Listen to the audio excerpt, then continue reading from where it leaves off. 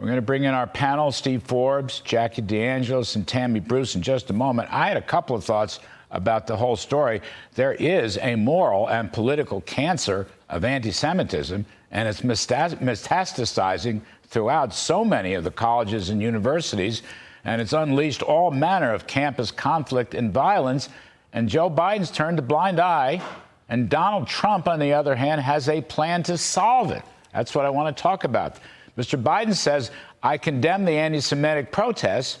Then he adds quickly, I also condemn those who don't understand what's going on with the Palestinians. That is a complete political cop-out. It's not even remotely a solution to the education breakdown in American higher learning. No one in politics has worked harder than Joe Biden in spreading the gospel of diversity, equity, and inclusion. But it is precisely that ultra-left gospel of DEI that has spawned the new anti-Semitism. Mr. Biden won't change a thing. Mr. Trump will. The former president wants to remove DEI from the federal bureaucracy writ large, especially the far-left federal education department.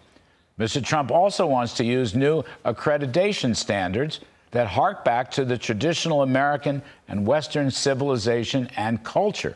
In his video on Truth Social, he said, and I quote, "When I return to the White House, I will fire the radical left accreditors that have allowed our colleges to become dominated by Marxist maniacs and lunatics," end quote. Mr. Trump would also tax endowments for noncompliance.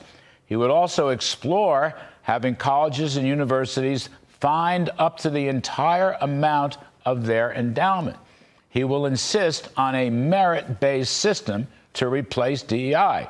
And he will also, quote, direct the Department of Justice to pursue federal civil rights cases against colleges and universities that continue to engage in racial discrimination, end quote. Now, I think enforcing civil rights laws against discrimination is absolutely crucial here, and Joe Biden never refers to it or talks about it. But in this morning's Wall Street Journal, Jason Riley reminds us that the current campus violence and conflict not only trespasses, blocks traffic, refuses police orders, and generally causing disorder and disturbance, but it is illegal.